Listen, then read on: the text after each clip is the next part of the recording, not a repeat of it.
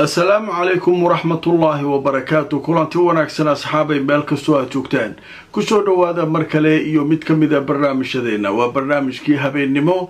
maanta waxay ahayd maalinimo axad ah taariikhduna waxay ku beegnayd 7 bisha December sanadka 2025 haddaba barnaamijkeena caawa waxaynu idinku haynaa warbixino cajiib ah Israa'iil oo baqdin weyn ka qabta in lagu soo qaado weerar lama filaan ah haddaba halkee ayay ka baqaysaa in weerarka uu kaga yimaado tafaasiil ku saabsan warbixinadaas waan idin hayaa waxaa sidoo kale aan idin hayaa kulan qarsoodi ah oo la sheegay in magaalada New York uu ku dhex maray Qatar iyo Israa'iil iyadoo maamulka Trump uu markaa isagu qabanqaabiyo kulankaas haddaba Qatar iyo Israa'iil waxa ay shirkan qarsoodiga ugu yeesheen New York maxay tahay xogo soo baxay ayaynu iyana arrinka ku faahfaahin doonaa waxa soo kale aan idin haynaa sheeko xiiso leh oo ku saabsan maleeshiyadii Israa'iil ay aruurisay markii uu ka dhintay ninkii hogaamiyaha ahaa Yaasir Abu Shabaab waxaa la sheegay qayb badan oo ka mid ah inay u galeen Xamaas oo ay isu dhiibeen haddaba sheekooyinkaas ayaynu barnaamijkeena caawa ku faahfaahinaynaa inta aan ku jirno wixii warar soo kordhana waan idin la socodsiin doonaa Safari Remit waxay ka caawinaysaa inaad reerkaaga iyo saaxiibada ku nool dalal dhowr ah aad gaarsiisid wixii aad ugu tala gashay ilaa iminka wadamada ay xawaalada kugu diri karto waxa kamid ah Kenya, Soomaaliya, Uganda, Djibouti, Ethiopia, Sudan, South Sudan, Tanzania iyo Turkey qiimahana aad ayuu u jaban yahay marka loo eego shirkadaha kale ee ka shaqeeya xawaalada xawaaladan waa online internet plus waa adeeg ay macaamiishu ka heli karaan internet fiber ah oo xawaarihiisu yahay 20 megabytes per second ayna la socdaan receiver ay ku jiraan in ka badan 4,000 oo kanaal iyo 100 daqiiqado oo ah ku hadal bilaash ah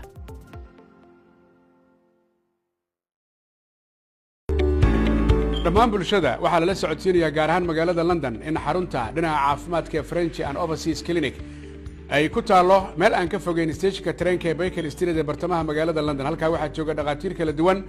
oo ka daaweynaya cudurro ay ka mid yihiin kuwa maqaarka kuwa carruurta kuwa haweenka iyo cudurrada guud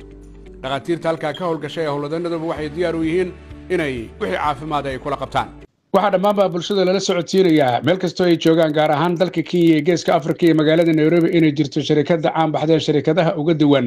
xagga diyaarinta dhismayaasha dhaadheer oo waa shirkadaasi caanka ahi waa shirkadda lagu magacaabo Emara Luxury Homes Limited ee fadhigeedu yahay magaalada Nairobi ee dalka Kenya gaar ahaan Kilimani iyo wadada caanka ee lagu magacaabo Leilani Road oo aan ka fogeyn safaaradda dawladda China ee ku leedahay magaalada Nairobi ee dalka Kenya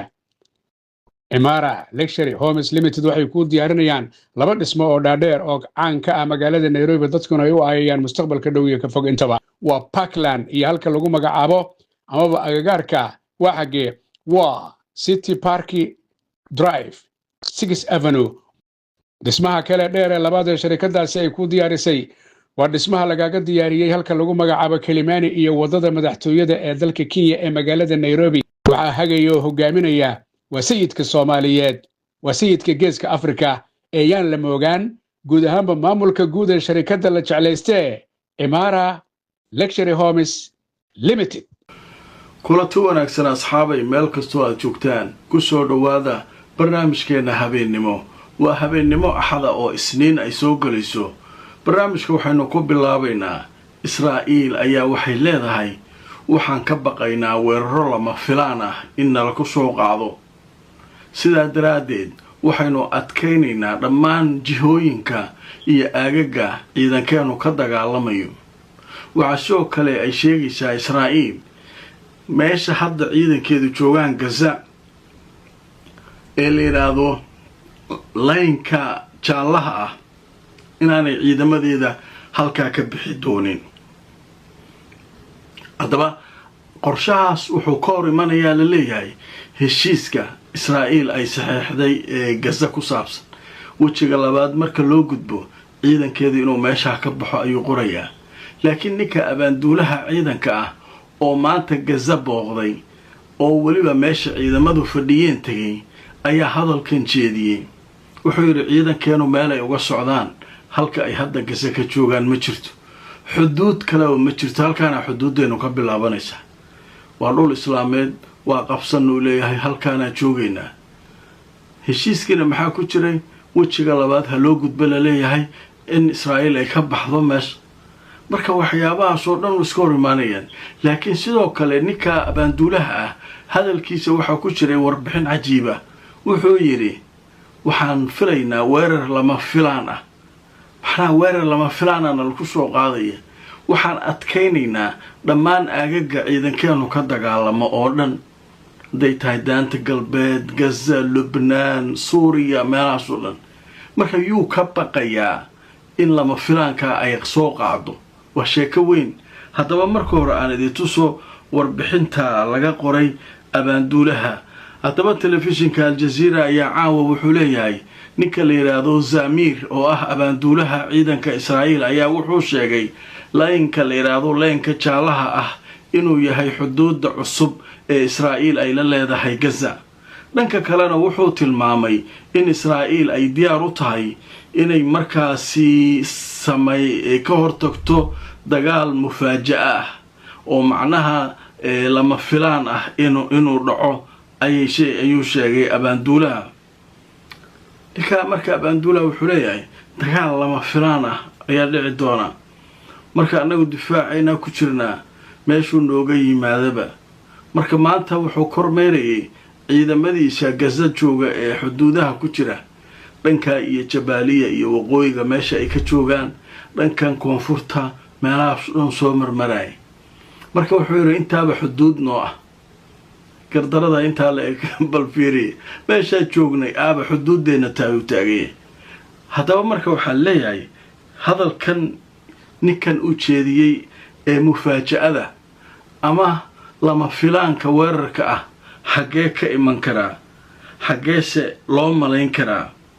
haddaba marka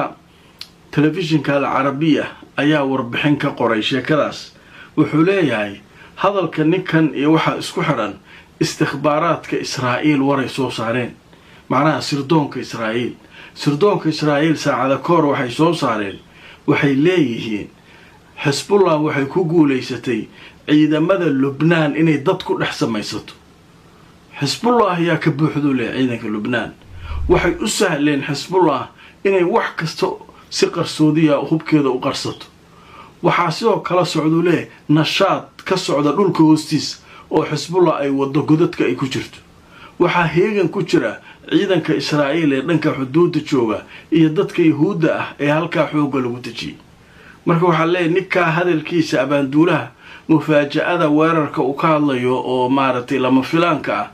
halkanay ka u malaynayaan in xisbullaahida dhulka hoostiisa adeegasho badan ka wada inay halkaa kasoo bixi doonto haddaba markaan idintuso telefishinka alcarabiya oo warbixin dheer ka qoray wuxuu leeyahay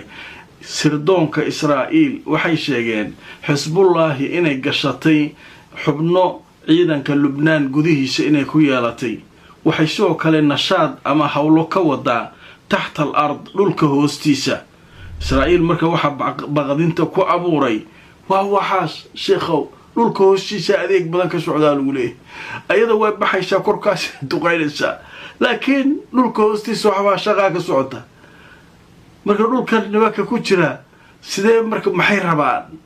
xaggee u socdaa mana aargudanayaan qofaa laga dilayaa waa soo soconnaa midaan dhigno unbay ku hayaan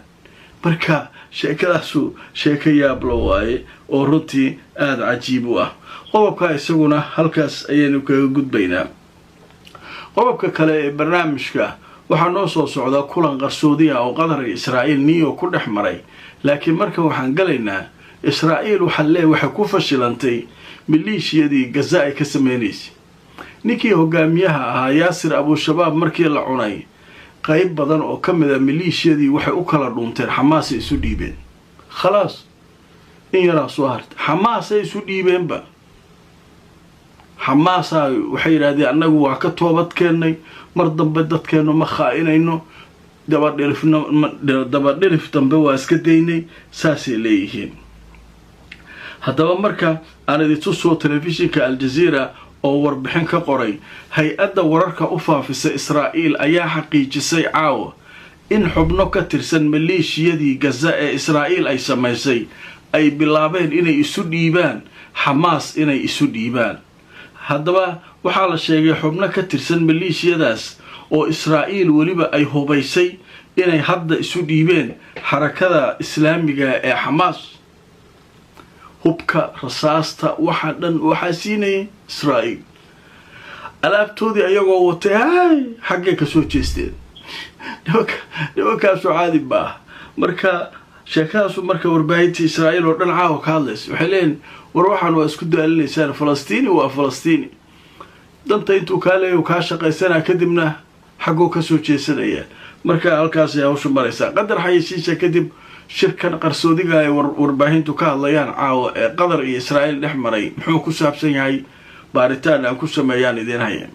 ma jeceshahay barashada qur-aanka kariimka iyo culumta shareecada hab casriya online ah adigoo jooga gurigaaga ama goobtaada shaqada? markasu daaru taqwa waxaa kugu baraya qur-aanka hab casriya online ah. maadooyinkaad ka baran karto waxaa ka mid ah qur-aanka kariimka, higaada, luqada carabiga iyo culumta shareecada. isdiiwaangelintu ay socotaa, fadlan hore u gaadh. waxay faahfaahina kala xidhiidh nambarada shaashada kaaga muuqda. hamogaadhin dugsiga markasu daaru taqwa. shirkadda dhismaha guryaha ee qibla homes. shirkadda qibla homes waxay mashaariic ka wadaa nairobi, south sea iyo mombasa, niyali. shirkadda guryaha ay dhisayso waa apartments iyo villas, waxayna ka kooban yihiin 5 bedrooms duplex, 4 bedrooms duplex, 2 bedrooms duplex iyo sidoo kale 4 bedroom, 3 bedroom, 2 bedroom iyo 1 bedroom caadi ah. guryaha qaar waxay leeyihiin qolkii shaqaalaha. qaabka shirkaddu wax u dhisayso waa qaab heer sare ah oo turkish style ah. guri kastana waxa uu leeyahay masaajid, madaraso, swimming pool iyo gym, playground, meelaha lagu caweeyo ama sitting area, wiishashkii, motor automatic ah, ceelbiyood, internet, parking, supermarket, pharmacy, cafeteria, security guard iyo CCTV camera iyo facilities kale oo dhammaystiran. shirkaddu waxay ugu baaqaysaa macaamiisheeda in beec dhimis soconaysa muddo 5 bilood ah oo u dhiganta 150 bari iyo fursad kale oo qaali ah loo sameeyey. wixii faahfaahino intaa dheer la xiriir maamulaha sare ee shirkadda Sheikh Liibaan Cali adigoo kala xiriiraya telefoonada iyo emailka shaashada kaaga muuqda. kulanti wanaagsan asxaabay meel kastoo aad joogtaan kusoo dhawaada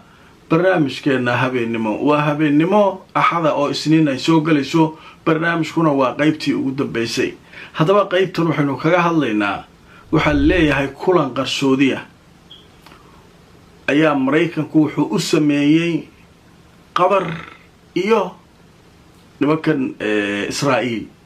magaalada new york ayaa lagu qabtay. kulanka waxaa goobjoog ahaa ergeyga maraykanka ee wadahadallada Witkoff ninka la leeyahay, dhanka israa'iilna madaxa sirdoonka Mossad. laakiin waxaa la qariyay magaca ninka qadariyaanka ah ee wafdiga. waxaa lagu soo koobay mufuud sare ama wafdi heer sare ah oo qatar ka socda ayaa kulanka qayb galay. haddaba kulankaa marka ujeedadiisu maxay tahay? maxaase loo qariyey? kulan iska caadiya hadduu yahay maxaa loo qarinayaa? laakiin xogaha la helay oo weli dadka wax falanqaynaya shaki fara badan uga jiro waxa meesha ka dhacayay ayaa waxay ahaayeen dhowr arrimood. kow, horta waxaa la sheegay kulanka inuu ku saabsanaa xiriirka iyo is-aaminaada qatar iyo israa'iil in dib loo soo celiyo. qatar iyo israa'iil dee dagaalkii gaza lagu kala tegay waa tii israa'iil ay weerartay dooxa oo nimankii xamaas ay rabtay inay disho. waa midan telefishinka aljaziira ay ka mamnuucday dhulkeeda dagaal. waxaa la isku diriray qadiya falastiiniya. qadariyiintu iyo miidiyahoodu waxay la safteen reer falastiin. marka maraykankii marka wuxuu u arkay muhiim israa'iilna inay muhiim u tahay, nimankan khaliijiyiinta lacagta haysana Trump inay muhiim u yihiin. marka nimankan waa tii markii Trump uu la joogay Netanyahu lagu yiri hadda wac amiirka qatar cudurdaar ka bixi weerarkii aa qaaday, raaligelin sii. waa tii uu teleefonka ku wacay uu raaligelinta dhiibay isagoo la jooga Trump. marka Trump dhinac kasta wuu ilaashanayaa. sacuudigan wuu ilaashanayaa, qadariyiintan lacagta haysta wuu ilaashanayaa, imaaraadkan wuu ilaashanayaa, kuwait iyo bahrain iyo alaabtan meeshaan qaliijka ah, Chinese iyo Ruush iyo waxaan inay kasoo dhawaadaan ma rabo. nimankan isaga iska maamusha. marka nimankan marka wuxuu leeyahay cuqdad badan lama rabo. israa'iil iyo adinku cilaaqadiina soo ceshada hawshaa sameeyay. laakiin dad kale waxay u arkaan arrinkaasu inuu sidaasi keliya ahayn oo ay ku jirto arrinta falastiin in xal laga gaaro. qatar waxay u dagaalamaysaa qadiya falastiiniya, marka waxay rabtaa in israa'iil ay aqbasho dowla falastiiniya si waxaan loo soo dhammeeyo. arrinkaasuna dad kala qoraya, laakiin warbaahintu waxa ay ka yidhaahdeen haddaan idin tuso telefishinka ingiriiska laga leeyahay ee la yidhaahdo Sky News oo soo xiganaya wargeyska Mareykanka ee la yidhaahdo Axios ayaa wuxuu sheegay kulan dhex maray Israa'iil iyo Qatar inuu ka dhacay New York, kaasoo lagu sheegay in lagu hagaajinayay xiriirka labada dowladood. haddaba mas-uuliyiin ka socotay Mossad iyo wafdi Qatar ka socda iyo kuwa ka socday aqalka cad ee Mareykanka ayaa ku kulmay New York saacadihii la soo dhaafay, waxaana kulankaasi la sheegay in diiradda lagu saarayay sidii xiriirka aan wanaagsanayn ee Qatar iyo Israa'iil muddadii ugu dambeysay loo hagaajin lahaa. haddaba waxaa la sheegay in kulanka uu ka qayb galay ergeyga Mareykanka wadahadallada u qaabilsan Steve Witkoff. waxaa sidoo kale goobjoog ahaa oo kulanka ku sugnaa agaasimaha hay-adda sirdoonka dibadda ee Israa'iil la yiraahdo Mossad, ninka la yiraahdo David Brania. dhanka kalena waxaa la sheegay in ay ka qayb galeen mas-uuliyiin heer sare ah oo ka socday dowladda Qatar, inkastoo aan la magacaabin. marka hawshaas iyaduna waa dhacdaa way socotaa. dhammaan marka waxaan oo dhan sida u aragtaan, maxaa laga baran karaa? fakarkiina iyo aragtidiina noo soo qora. adduunkana aad u jeedo nin kasta dan gooni isagoo leh, oo haddana hadduu kuu naxariisto dantaada waan kula jiraa uu ku leeyahy, laakiin nin walba dan gooni u haystaa. dowlad kasta danay leedahay. falastiin cid gacmaha ugu xiran keligeed oo u dakanoobaysaa ma jirto. lagu sheegay haddii xaalku xumaado nin walba dantiisuu wataa. marka xaalku halkaasuu marayaa. wararkii ugu dambeeyey caawa barnaamijkeenna waa naga intaa. fadlan fakarkiina aragtidiina waa muhiim. barnaamijka la gareeya oo sheer gareeya inta aan mar kale kulmayno iyo warbixino kale oo muhiima. nabadgelyo.